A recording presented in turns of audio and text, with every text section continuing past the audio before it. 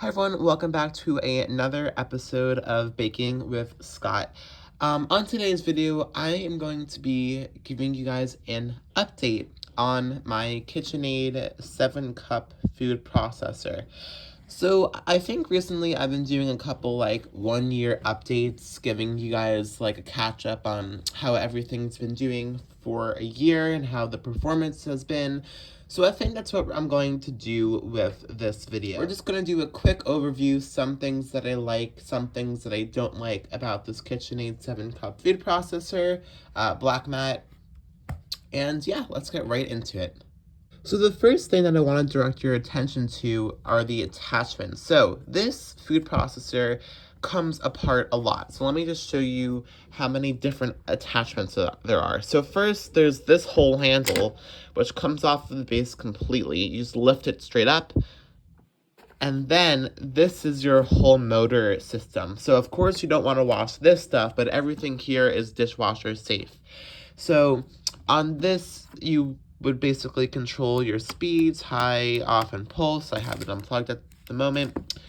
And yeah, so this is what powers the motor. Now, I don't know the exact wattage. I don't think it says it. I can figure it out. But yeah, I don't think that it shows the exact wattage. But this is your base. Now, the upper portion of the food processor, there are more attachments that come off. There's this little part over here, which is like your food pusher. There's actually two portions of this. So you push you would put this and push the food in, or you would put it in the huge one and then you would push the food in. So there's that. Put that there, just showing all the different attachments. Then there is this top here. And this thing lifts up and then it unclips right here. So this whole thing is going to unclip. And I kind of like that though, because it's just, again, easier to clean. And then there's the disc over here. So this whole disc, again, that comes off. There's different shredders on that as well. I actually have not used this for a while, so I don't really know much about it. That's why it looks in such good condition. All you really have to know is that whatever portion has the little lip here, if it comes up, like that part, or this part over here, that's the side that will be grating. So that's like a little hack. Like if you want to grate this side, make sure that this thing's up. If you want to grate it smaller, make sure that these little things are up. Okay. Another part that comes apart, is this little motor here. So this is the all-purpose blade. This is what I've been using. I like to call it the like S blade because it's to me it looks like an S kind of. I don't know, the ninja blade or whatever. Yeah, anyway, but this is stainless steel, really great blade. I love that. Then there's this little attachment that attaches the all-purpose blade, and then there's the actual 7-cup bowl, which has the max fill line. I don't know if you can see that, but it says there's like a max fill line. And yeah, I've never run out of capacity with this, and I usually think that I always will. I'm filming on my stairs, but anyway, these are all the different attachments here. There's the 7-cup bowl, there's the top portion, there's the all-purpose blade, there's the shaving disc, there's the, I don't know, an associate on KitchenAid called it like the candlestick. I'm gonna just call it the candlestick. There's the blade, or there's the food pushers over here, and then there's the actual base of the whole product. So for this reason, this can be both a plus and a negative because there's just so many parts, but I like it because it's easy to clean if this is how it comes apart, and it's also very easy to store. Okay, now let's look at how we're going to actually put the food processor together. So first, you're gonna put it on your I guess in this case, a 7-cup bowl or cup. If I say 7 quart, that's a lie. 7 cups. So 7 cups. You're going to align the handle on this portion. That should snap right into place. You're gonna then add on your little motor attachment, the candlestick. Again, that's not the proper name. Then you're gonna add on your multi-purpose blade. There's like a pattern, it looks like a hexagon almost, but you're just gonna drop that right onto the attachment. It will fit. And then that's all you have to do if you want to use the multi-purpose blade. If you want to use the shredder, or whatever, this like shredding disc, you would put that on top of the candlestick attachment. However, never put this on if the multi-purpose blade is in motion, and vice versa. Never put the multi-purpose blade on if you want to use this, because they both, did I put that on right? Sorry, oh yeah. Because they both will undo each other. So just make sure that you know that these two attachments should never be working when they're both in motion. But because we're storing it, we're gonna just put them on together. Then you're going to attach the top in this part here, slides right in, close that, and then you're going to lock this part. And then finally, you're going to set up this portion here. There is actually a right way to put it in. Put that in, and put the smaller bit in. And then actually on the bottom of the motor is a little wire storage thing here, so you can actually wrap the wire around it. Again, I'm using like one hand, so it's a little bit difficult, but you can store it super easily. And then at the very bottom over here, the actual outlet will be poking out, so it really does store very well. It like won't take up much space. I mean, you don't want to leave this on like a countertop probably, but it's fine. I think it's pretty good. Now let's look at the cons. One of the biggest cons that I think that really should be changed about this model is the food chute. It's really small.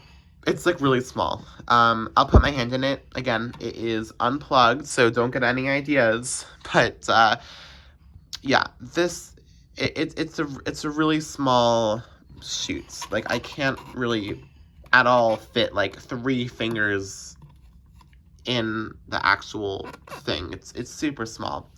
That is, if you cut up the food, it will work very well. It does a fantastic job at doing what it's supposed to, but I mean, there's some models that just have a humongous opening here, and I don't know why KitchenAid doesn't get on top of that. I don't understand it. So that's definitely a negative. You really have to chop up food really small to put it in here. And then by that point, what's the point of putting it in a food processor? Yeah, I mean, that's basically how narrow it is, because that's how it fits on in the chute. So it's very, very small. Like compared to my thumb size, it's very tiny.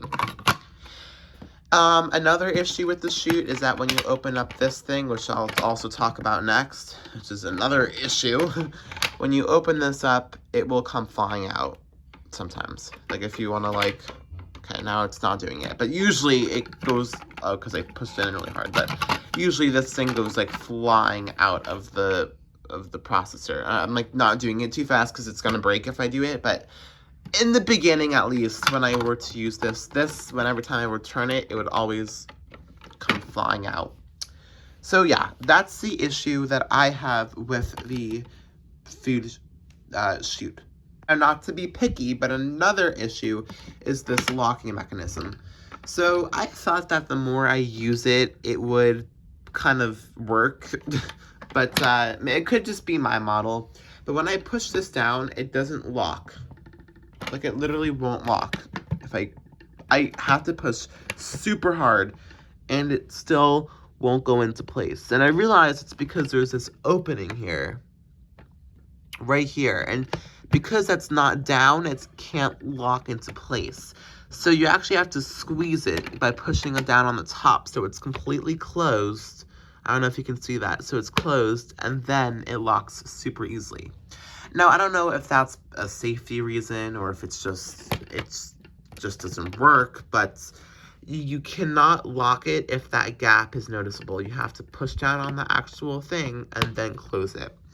So, I mean, I kind of think it's annoying, but I've been getting like so used to it that it's just like second nature now. Like when I turn on the mixer or the processor, I just push down and like do it with my palm. So it's easy, but like again, for the price of this, which is about $100, I think, it really should not be like, okay, now it did it, but like I pushed down really hard. Like it shouldn't be that difficult. There we go. Now, a pro that I love about this processor is this, the system of taking off the bowl. It is so effortless just to lift it directly up and then directly down. I think it's fantastic.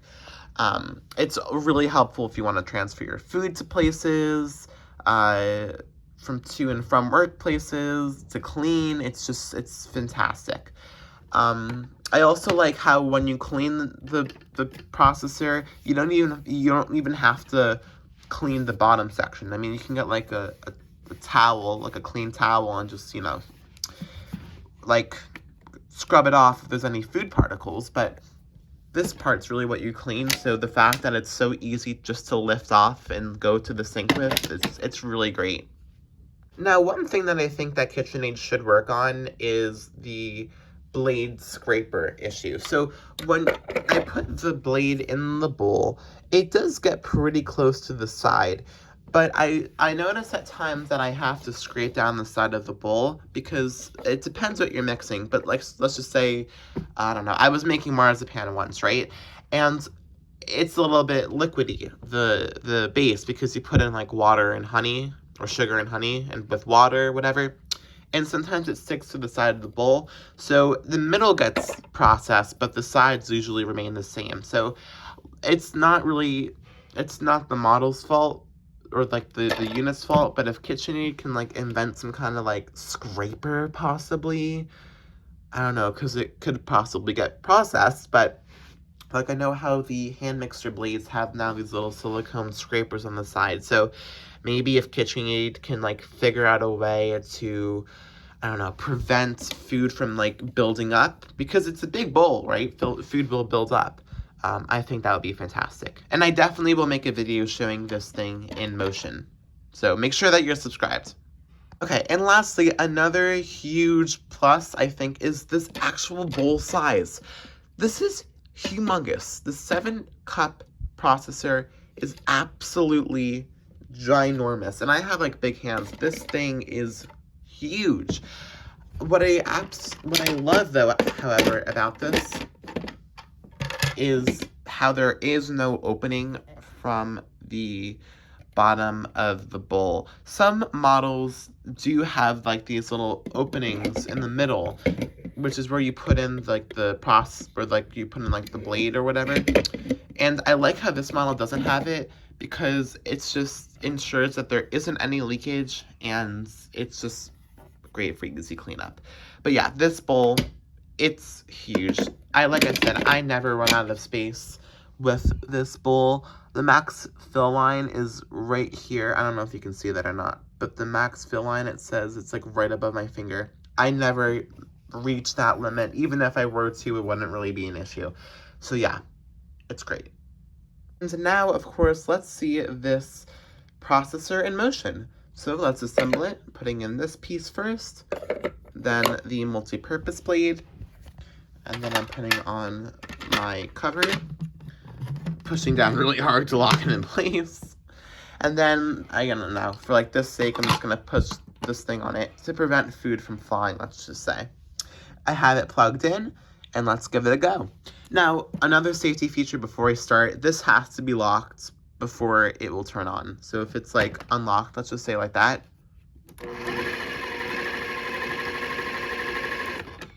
Wait, it would turn on?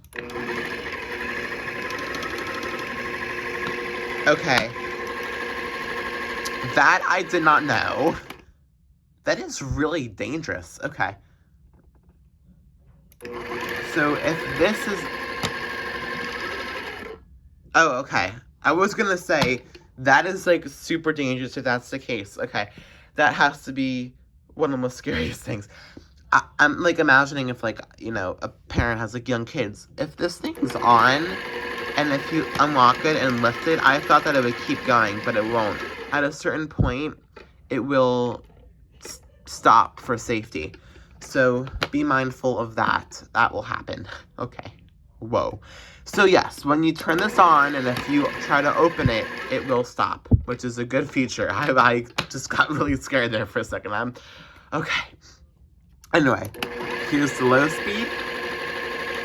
And when you click it, it will illuminate. Click it off to turn it off. Here's the high speed. It's really quiet, actually, for a food processor. And then here's the pulse.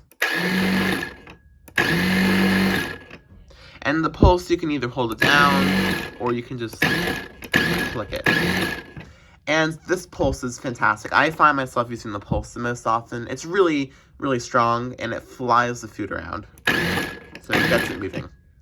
Anyway, thank you guys so much for watching this video. I hope it's helpful. I hope that you learned a lot, because actually I just did too, especially with this lid thing. So, hopefully you guys found this helpful, and if you did, please make sure to give it a thumbs up and subscribe. Let's get to 300 subscribers. If possible.